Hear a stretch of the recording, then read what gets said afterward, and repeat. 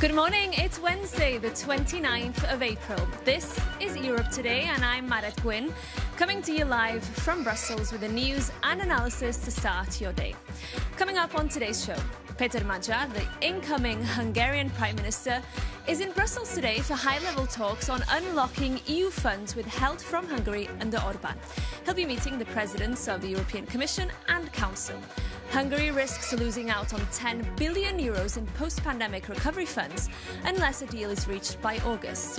And the EU has said it's ready to sanction Israeli entities after reports that a ship carrying grain from Russian-occupied Ukraine has arrived at an Israeli port.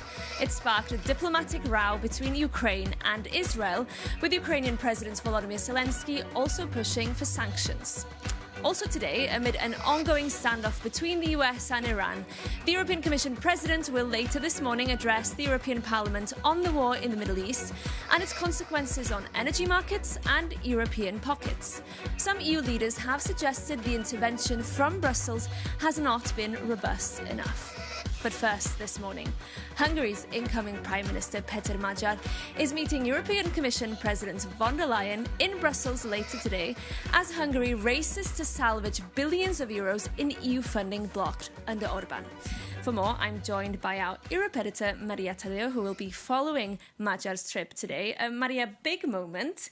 Tell us what we can expect. Well, yes, Merritt. And look, there's a lot of hype around this visit and there's a lot of expectation around it. But at some point, we've got to move on into the substance. And that is really the point of this visit, which is unusual because Péter Magyar is not yet the Prime Minister of Hungary. So in terms of the meetings today, there will be a one-to-one with the head of the Commission, Ursula von der Leyen, TISA party. So the party, of course, Péter Magyar says that these are going to be informal talks precisely because he's not yet in government. But these are urgent and very much needed talks because the country is now looking to salvage, as you say, 10 billion euros by the end of August. If they do not manage to get to an agreement to push through some of the reforms that will be necessary, particularly when it comes to rule of law, the country will lose out on billions. So that is the number one priority for the incoming Hungarian Prime Minister. And then secondly, he will also meet with Antonio Costa, the head of the European Council. And that matters politically because, of course, we have to go back now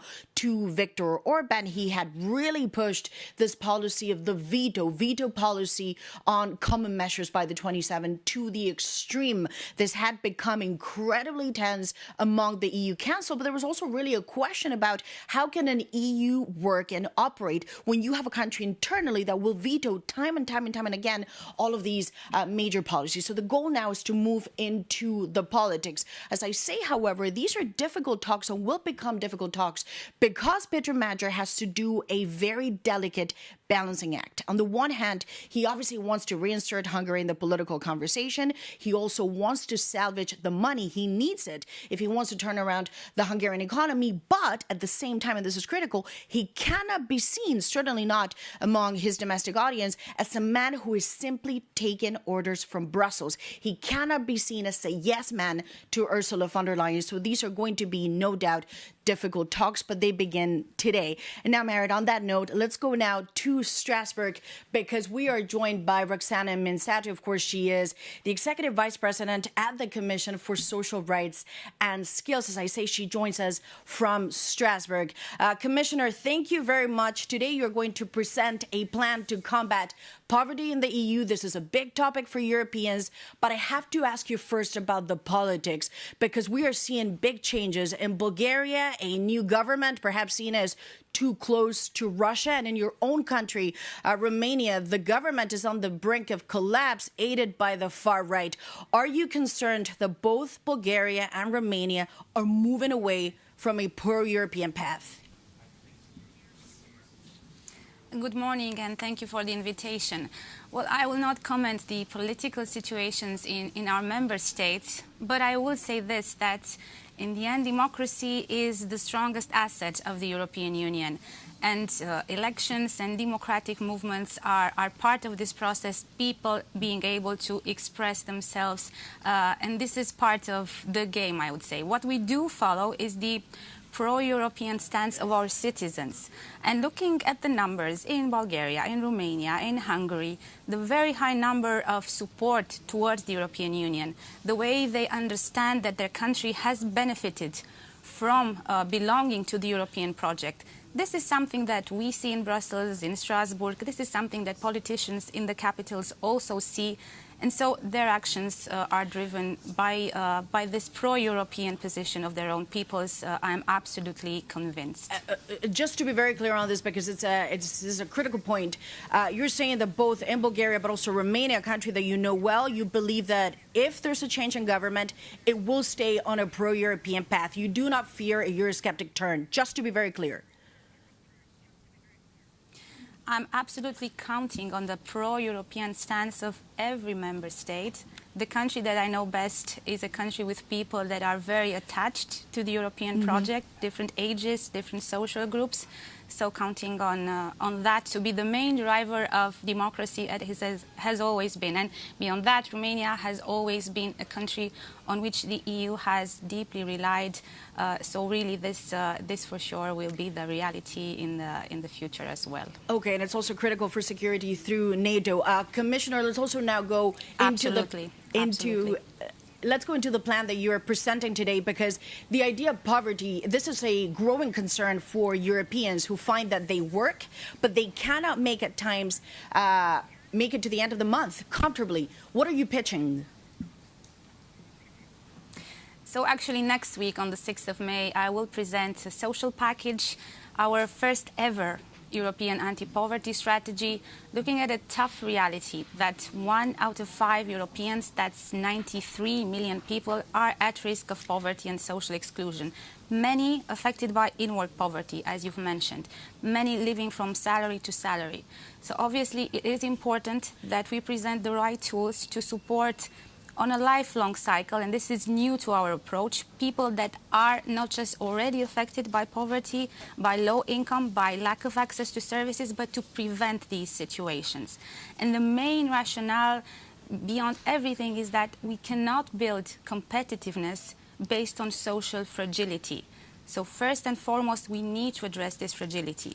And you will see the package, the strategy will present tools that will address, first of all, child poverty, because the earliest we intervene, the better it is for the way that our societies will evolve. So we will present a reinforced child guarantee, which is our main tool to make sure that children are not affected by their families' vulnerabilities, and that we are helping them go to school, have access to medical health care, to support services.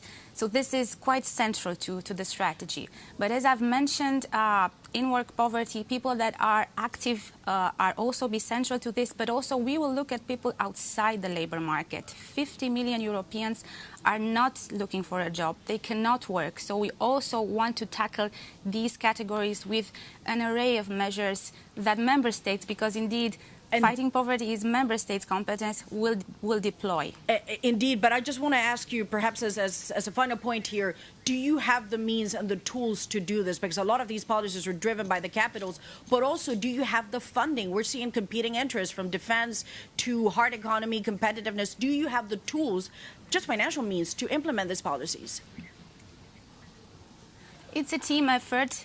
The European Commission and the European Union provide, first and foremost, the European Social Fund as a support for member states. In our proposal for the next MFF, this fund has an overall 100 billion budget. Now Parliament proposed an increase.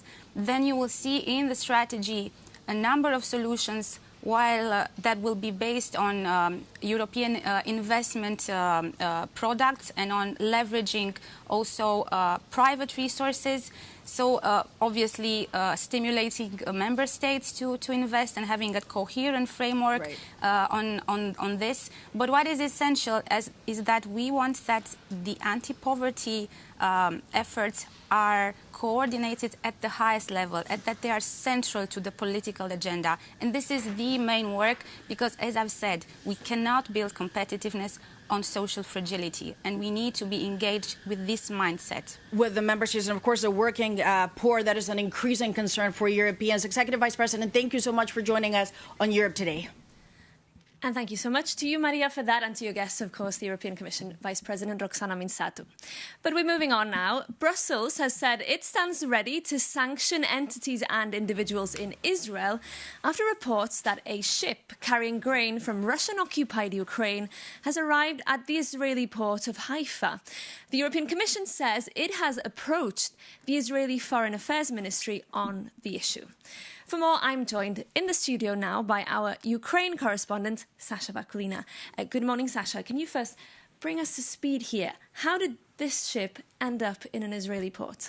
Let's take a step back and see how this grain, Ukrainian grain, ended up on the ship. Now, Panormitis is carrying over 6,000 tons of wheat, and a large bulk of it is coming from the port of Berdyansk. Berdyansk is a small port on a coast of Ukraine's Sea of Azov. Now, the ship was loaded with grain from occupied territories of Ukraine, and then these ships loaded it on Panormitis, which is a geared bulk carrier, which then proceeded towards Israel and is currently standing in the waters next to the port of Haifa since the 25th of April, Marit. And this is what Ukrainians are asking Israel to do, not to allow the ship to dock and not to unload that wheat. But initially we had a bit of a pushback against the allegations from Israel. Are there signs now that the Israeli government is listening?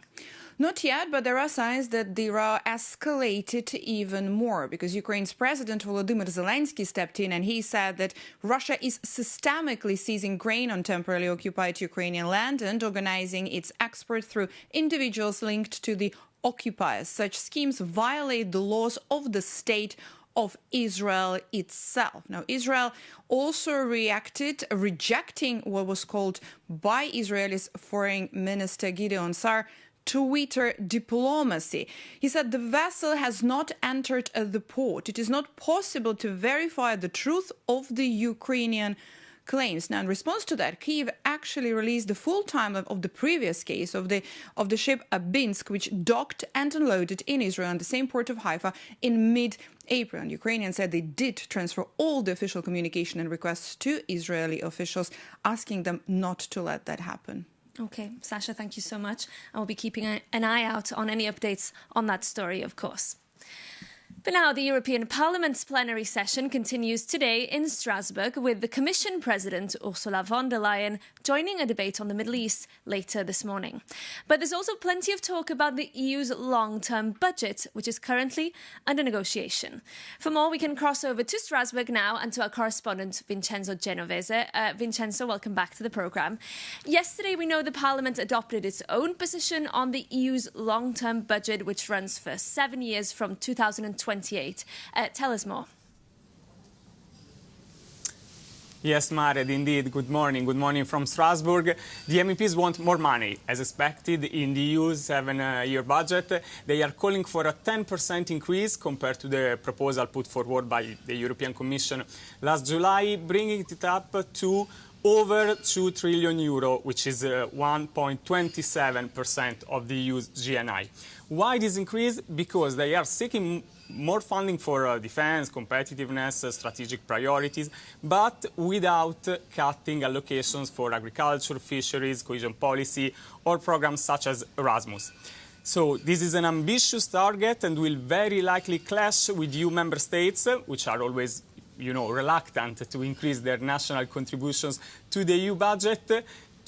Tough negotiations between MEPs and national governments are expected in the next months. Each side will try to push its own priority, and who better than Sophie Wilmès to discuss it? She is an MEP, she is the Vice President of the European Parliament, but she was Prime Minister of Belgium. Good morning, welcome. Good morning. Will the European Parliament bow to the pressure of the member states at the end, like it was in the previous budget talks? Well, we are at the beginning of the discussion, and it's normal that everybody is playing a role. I had the chance to sit in both situations, in the Parliament side, but also at the Council side. It's very normal, and it's usual that the member states are pushing for a budget a little bit down, while the Parliament is pushing for more. The reality is that we are facing a lot of new challenges. You talk about it, competitiveness, our autonomical strategy, but we're also having challenges on security and defense, and those requires more money for sure. Moving on to today's agenda of the European Parliament, there is an important vote on the rule of law report. You have worked on this file. Can you tell us which member states are, let's say, the bad kids in Europe now? So actually the report of the European Parliament, we try not to name and shame. We were really focused on transversal and horizontal issues. Of course, we could not make a report without speaking about Hungary. That's totally normal. What is very special this time is that we speak about an integrated cycle for the rule of law, which is something that I have carried for more than a year now and is now a reality in this report. As you mentioned Hungary, and as Peter Magyar is in Brussels today, can the new government put the things back on track in Hungary? You know, it's much more difficult to put things back on track than to dismantle rule of law, and we've seen that everywhere. We are very hopeful for this new team and this new government to put things on track. They say they will, and I think that we need to support that. Today on the agenda there is also a debate on anti-Semitism, which seems to be in rise in Europe. Do you see this it's connected to Israel's geopolitical agenda? So it doesn't seem to be rising in Europe. It is rising in Europe, and it is definitely rising since the attack of the 7th of October. What we need to make very a cautious distinction between the government in Israel and the Jewish community. And whatever a minister or a government does not excuse anti-Semitic action. And this is something that we need to tackle now. There is a roadmap and there is a strategy for anti-Semitism from the European Commission. We wanted to update it since it was born 2 years before the attack. And last question, as you are a vice chair of the EU-US relation committee, do you think that the EU should do or can do without the US? I think that Europe should do with Europe and does not prevent it from doing with the US but also other partners. But what is very important regarding the United States is that we are talking to each other as equal partner and not as a big brother against the little brother or the little sister. That's not the way I see things. Thank you. Thank you so much. Thank you, and of course we will follow debates and votes here in Strasbourg. By the way, Marek, there was another interesting vote yesterday, but I will leave this to you in Brussels. Indeed, Vincenzo, thank you so much for that, and thank you to your guest, the former Belgian Prime Minister and European Parliament Vice President, Sophie Wilmès.